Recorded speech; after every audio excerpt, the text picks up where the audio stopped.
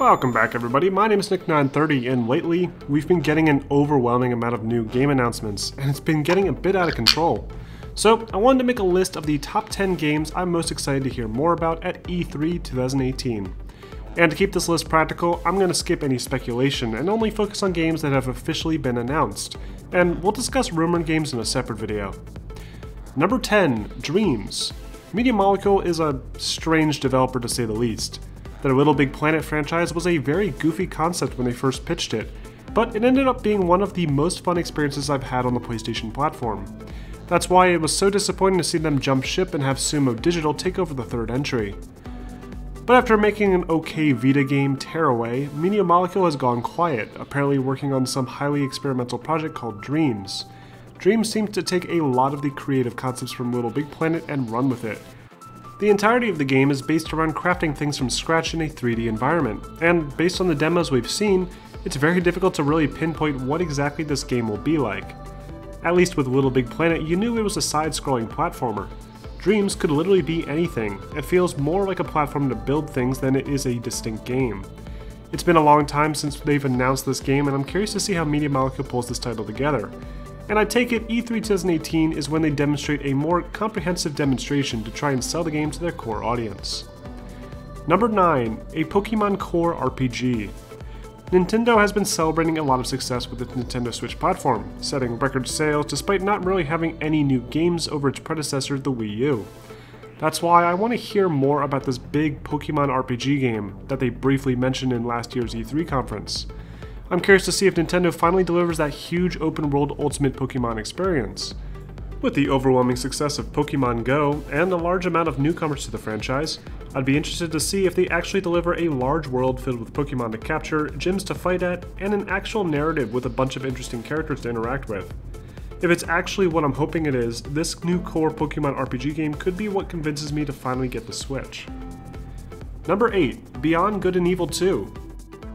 Ubisoft has had this game on the back burner for years, and last year's E3 announcement that this game was finally being continued was huge for fans that have been waiting.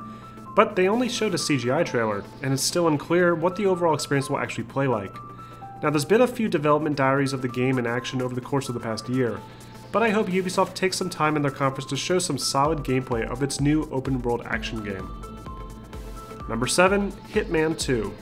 Hitman is one of my favorite stealth action franchises, and Hitman 2016, despite its poorly executed episodic release, is easily the best in the entire franchise thanks to its more open-ended approach and simplified control scheme.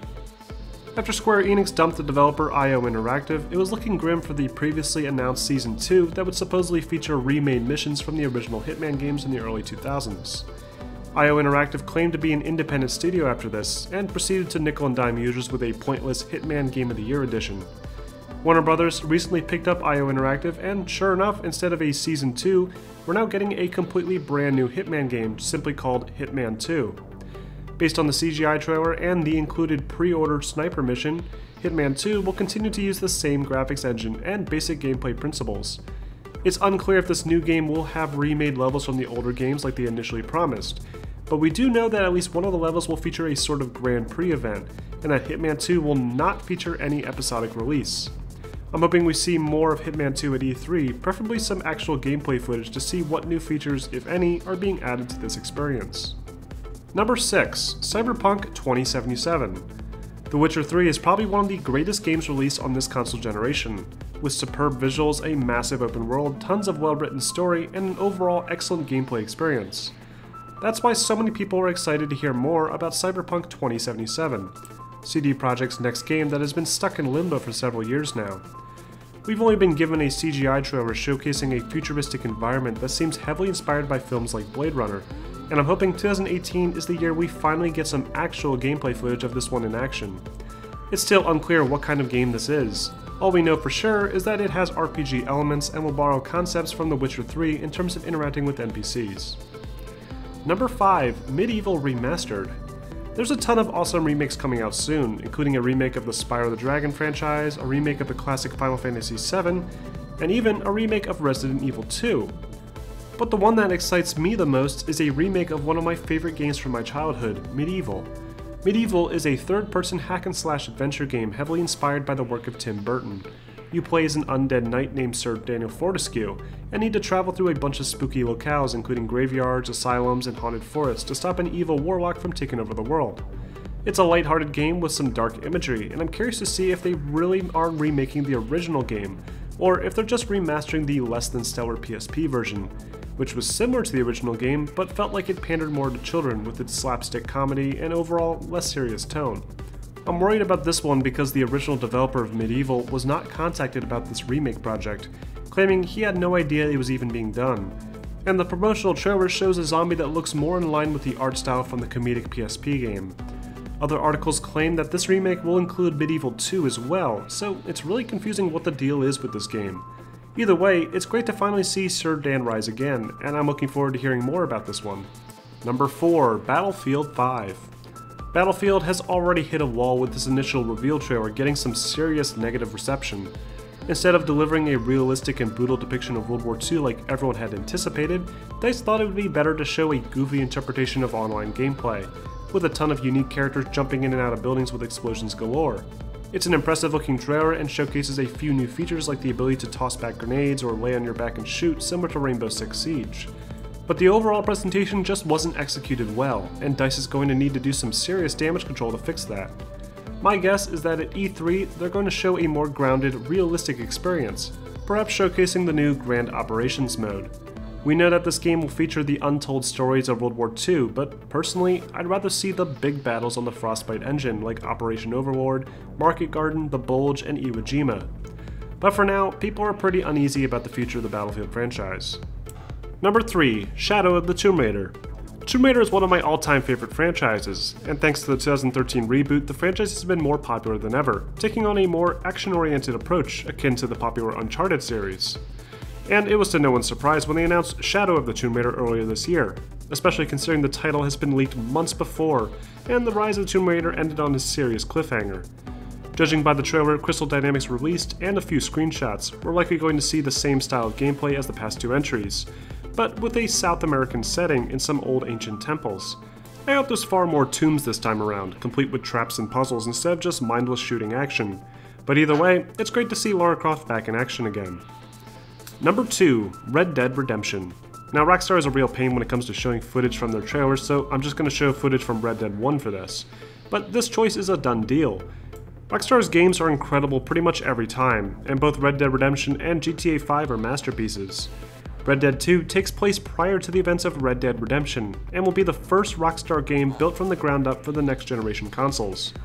Based on the trailer they've shown us, the game looks incredible and will feature the same high-quality interactive storytelling that we've come to expect from Rockstar, in addition to a large and dense open-world experience. I'd love to see some actual gameplay footage of this one at E3, maybe to demonstrate some of the open-world activities, or maybe even show what Red Dead Online is going to be like.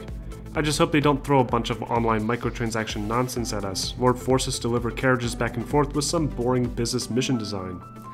And before I reveal the game I'm most excited for, here's a few other titles I considered including.